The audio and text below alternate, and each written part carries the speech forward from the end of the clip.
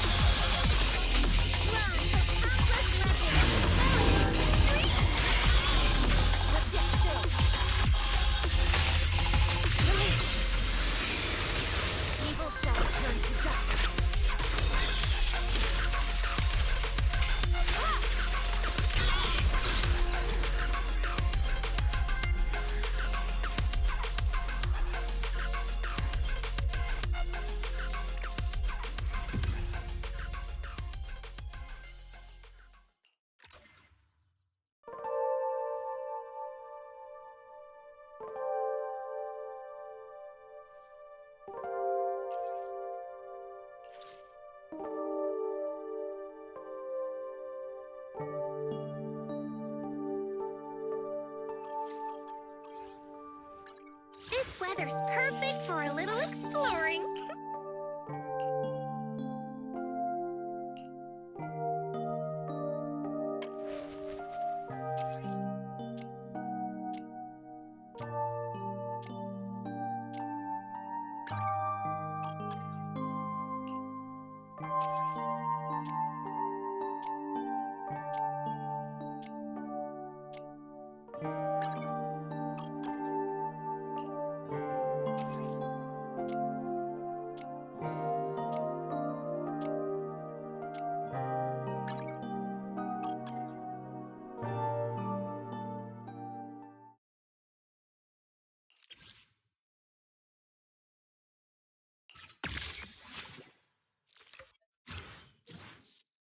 M1 is among one of the most broken support Mindscapes we've got, but it's also worded very weirdly, which may mislead you as to how it works. When Dreamer's Nursery Rhyme deals additional damage, ignore 18% of enemy or attribute resistance and have 5% increased decibel generation rate. This doesn't make much sense. Dreamer's Nursery Rhyme is a buff that provides a damage percent bonus and doesn't deal any damage by itself. It could have been worded like Seeds M4. When Seeds Besiege status buff is active, her decibel generation rate increases by 10%. Lucia's M1 instead implies that Dreamer's Nursery Rhyme has to deal some kind of damage, and not just be active, so surely there's a catch. I thought the strange wording was done so that it could be distinguished from other decibel generating effects, hence why I didn't use the same standard. For reference, Seeds M4 increases all decibel generation, regardless of the source. This is even relevant for boss mechanics. Unknown Corruption Complex's leg breaks give 1000 decibels, but with Seeds M4 active, it actually gives 1100 instead. So I decided to lab the buff a little to understand how it worked. At M0, if I apply Darkbreaker and Dreamer's Nursery Rhyme to Manitou, then use his EX special, it gets 266 decibels, the normal rate. At M1, following the exact same setup, and that value increases to 279, 5% extra as expected. Rather than Dreamer's Nursery Rhyme dealing damage itself, just doing damage while under the buff seems to count. If we keep all of the buffs, either Veil and Darkbreaker, but drop Dreamer's Nursery Rhyme, it's 266 decibels, so the bonuses are definitely dependent on having it up. Next is whether it's meant to be different by way of what it applies to. Since it's about dealing additional damage, what happens if we rely only on non-damaging bonuses? Chingy's Perfect Dodge is 20 decibels, same as every character, as this is a universal bonus. Try it with Dreamer's Nursery Rhyme and it's 21 decibels instead, a 5% increase. But to get the buff, Lucia attacks the enemy with an aftershock or skill upgrade. So what if it's a universal buff, but one that needs enemies to have been attacked once while under Dreamer's Nursery Rhyme, hence deal additional damage? Turns out that nope, even if we reset the enemy so that they have not taken damage from any source, the 5% decibel bonus still applies. How about Unknown Corruption Complex? Every impair in the game gives a 20 decibel bonus, much like Perfect Dodges, and this is easy to validate with Yixuan's Talisman ultimate in Notorious Hunt. Try it against the Deadly Assault version and she goes from 1280 decibels to 2300 after a leg break, 20 from a standard impair and then 1000 from the stage mechanic. Do the same with Lucia's M1 though, and Yixuan goes from 1045 to 2116, which amounts to a 1071 gain. So we didn't just get the 1 extra decibel from the 5% bonus on impair, but another 50 from having it applied to the stage mechanic itself. Even better is that the decibel gain applies to the whole team, even through secondary decibel generation. 2 perfect dodges is 40 decibels, but Chingy, who gains half from others, is left with 20.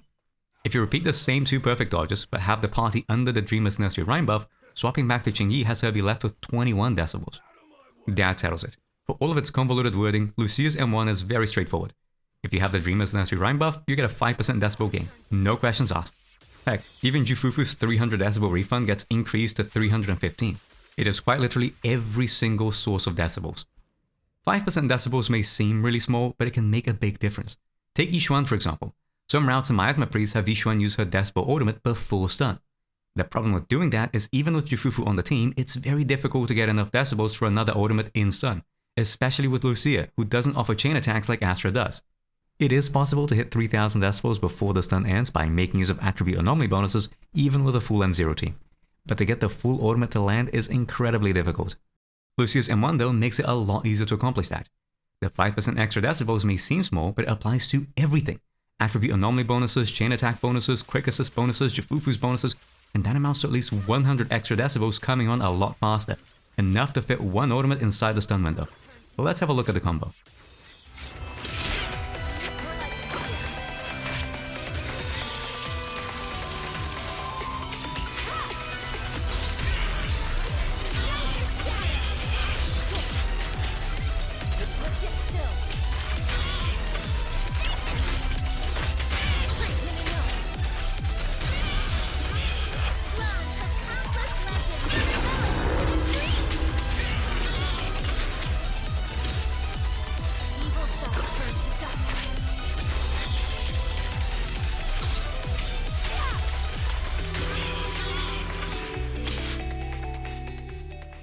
It's genuinely kind of stupid, isn't it?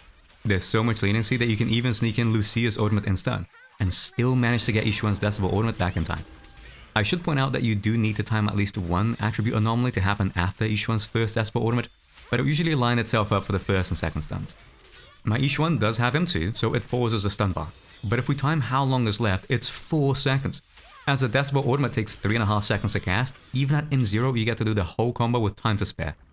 And talking about M2, when you start factoring in Mindscape interactions, you don't even need to care about attribute anomalies.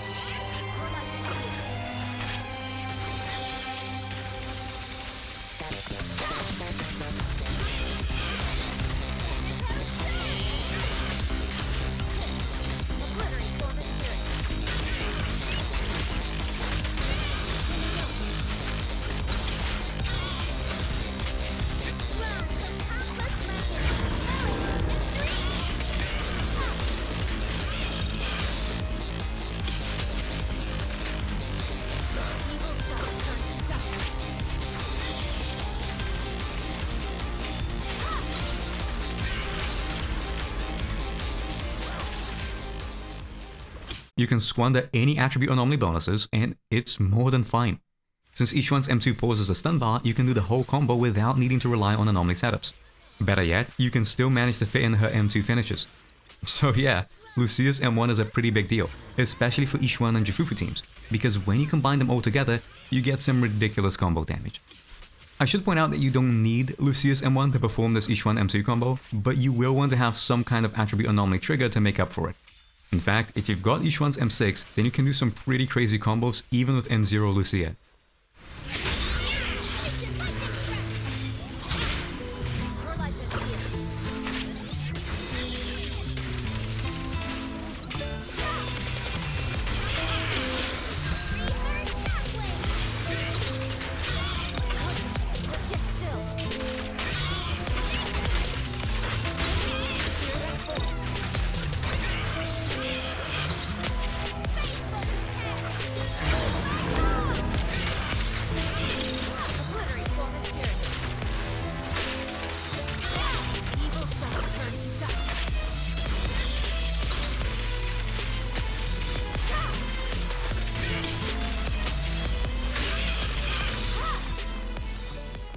all of these M0 Lucia combos do rely on Yixuan Mindscapes, but to tell the truth, Lucia's M1 isn't even needed for the M0 Yixuan variant.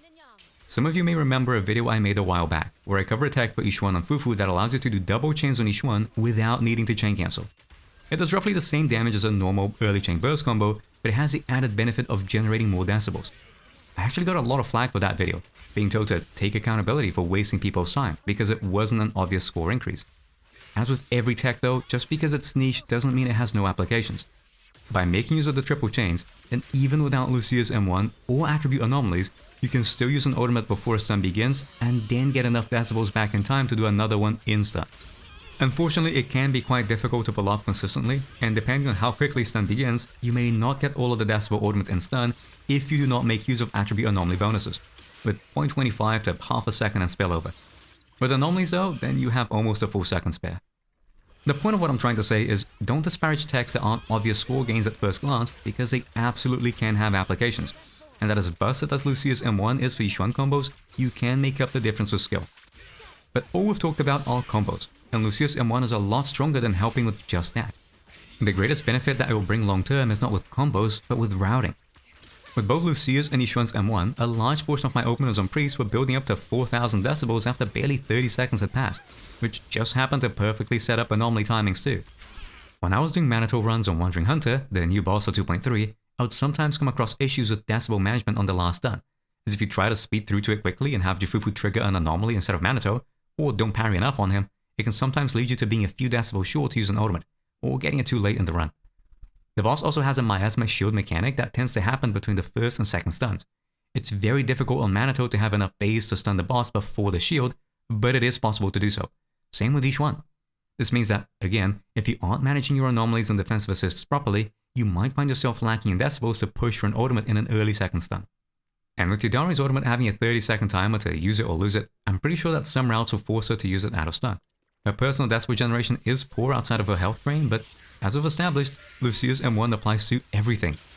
So Lucia's M1 decibel gain is something that's going to be a huge help, not just in making it easier to align resources, but perhaps even opening up brand new routing that just not be possible without it.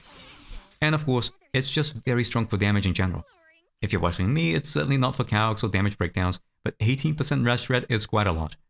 It's the same amount provided by Astra's M1, and we all know how busted that Mindscape is, so even from a raw numbers perspective, it's very strong.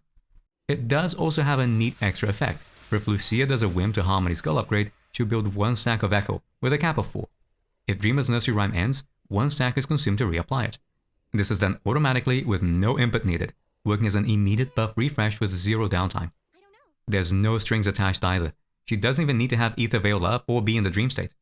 Truthfully, this won't see all that much use outside of certain Mindscape speedruns, as you want to actively avoid using skill upgrades in dream state as it causes it to cycle faster. But there are routes where using skill upgrades is worthwhile to better line up the dream state refresh. And for Manitou specifically, Lucia will end up using skill upgrades whether you want to or not as a means to re-trigger a chain attack. In case you haven't watched my Manitou guide, which I'd strongly recommend you do, he does have issues where, because his assist follow-up takes so long, and its finisher hit comes only with a swing at the end, Dreamer's Nursery Rhyme can, and will, fall off halfway through attacks. It's to the point that you need to do buff checks and adjust your stun combo on the fly to make sure that it's refreshed. With Lucia's M1, you no longer have to care about that. Darkbreaker will always last long enough to cover a full stun combo, and with Dreamer's Nursery Rhyme automatically refreshing, the Manitou experience becomes a lot smoother.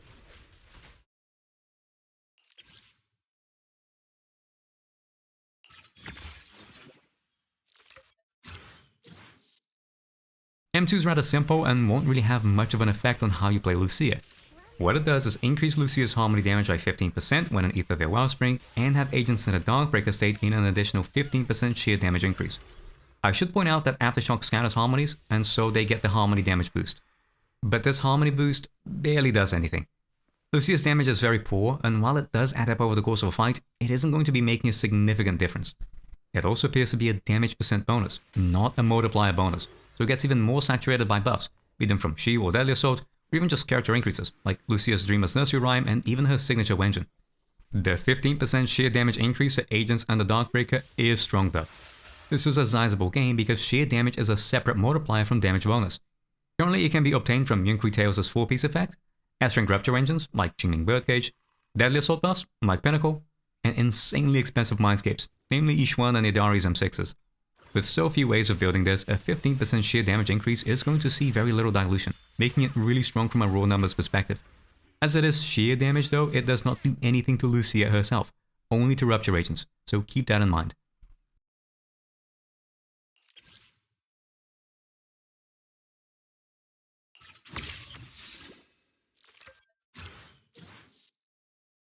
We've covered Decibels with M1 and we're going through it again with M4.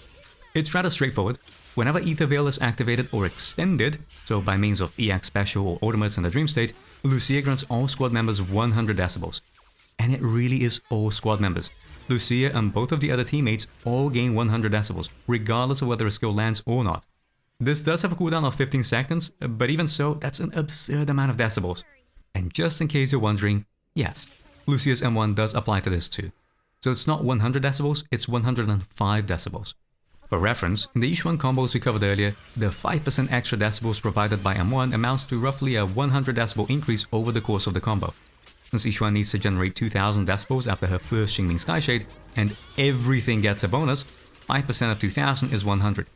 So all of that work, routing and optimization for 100 decibels is given freely, every 15 seconds, to the whole team by using just one skill.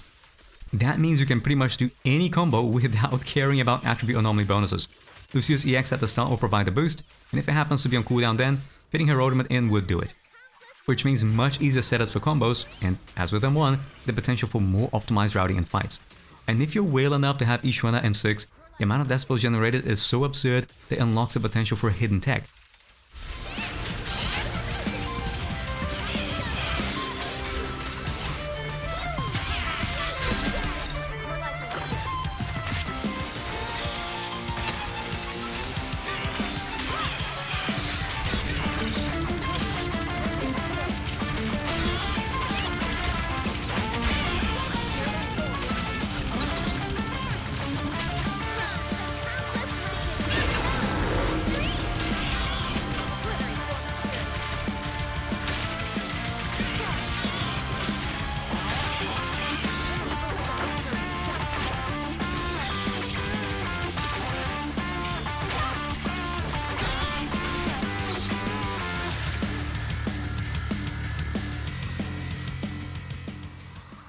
You see, Yixuan's M2 will cause her ultimate to pause the stun bar, but only once per stun.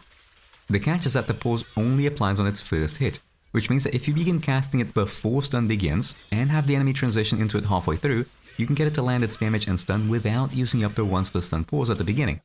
So with enough decibel generation to use it again before the stun ends, you can get a second ultimate in stun, with the pause applied. You might be thinking, this shouldn't actually matter all that much? If there's still only one pause, then whether it's at the start of the stun or at the end of the stun, it makes no difference. The total time in pause should be the same. So why waste time getting a late pause? This is where we're once again met with our old friend, stun recalcs. I've made a video that covers it already, which I'd recommend you check out for a more detailed breakdown, but in summary, when you first stun an enemy or trigger a chain attack, the stun bar will pause for a bit. There's two behaviors that can occur. One is overlapping chain attack pauses with the one from the start of stun. If you do that, the chain attack pause will not take place at all. The stun bar is already paused, so the game will not process another pause while the first is going on. If you start stun, the bar pauses for 1 second. But if you then trigger a chain attack when only half a second has passed, you don't get a 2 seconds pause, you only get the 1 second from the first pause. The second behavior is overlapping chain attack pauses with other chain attack pauses. In this case, the second pause does happen, but only by taking over the first pause. So if a chain attack trigger pauses the stun bar for 1 second, and then you trigger another chain attack when only half a second has passed, you don't get a 2 seconds pause, you get a 1.5 seconds pause. Yixuan's pause from her M2 works like the latter, but it's misleading on how it presents itself. If you use it at the start of stun, before the stun pause has expired, you see that nothing happens to the stun bar, and only after the initial stun recalc has finished, does the color darken. This may lead you to think that the pauses are being added onto each other. First it's the stun recalc, then it's Yixuan's M2. But if you time how long the pause lasts for, it's still 3 seconds. Rather than Yixuan's M2 adding onto the timer of the stun recalc, it just takes over from it. With the stun recalc pause at the start of stun being almost 1.5 seconds in length, losing that much in stun time makes it impossible to fit another Yixuan ultimate in full, regardless of decibel generation. And so here's where the tech comes in, which in actuality isn't a tech at all. It's just using the ultimate before the stun recalc so that all pauses, be them from the start of stun, chain attacks, or Yixuan's M2, can take place in full. When this is combined with Yixuan's M6, which gives an additional ultimate, Fufu's additional ability, which refunds decibels on ultimates, and Lucia's M1 and M4, fueling even more decibel generation, it's possible to get a whopping 4 ultimates with Yixuan in a single stun. It is highly specific though. Lucia's M4 gives decibels and decibels alone, unlike M1, which also provides a jaw-dropping 18% all attribute res down. As much as I like to big up decibels and how significant they can be to combos and routing fights, it's a bit like how Daze works. If the extra decibels aren't giving you more damaging combos, allowing you to route more efficiently, or just outright giving you more ultimates, then it isn't going to be doing anything. Just because this Mindscape can be really good does not make it really good. That is going to ride on how well it can be integrated over the course of a fight.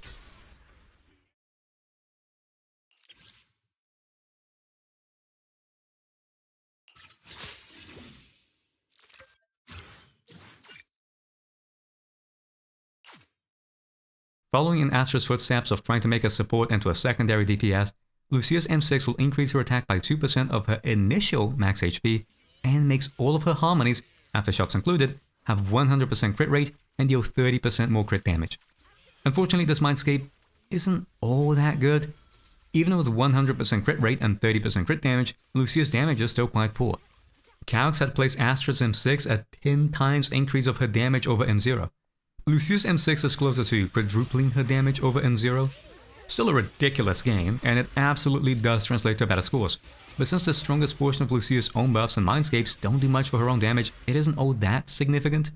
More damage is more damage though, and if you change how you build Lucia, like going all in on crit damage, this increase can be a fair bit higher.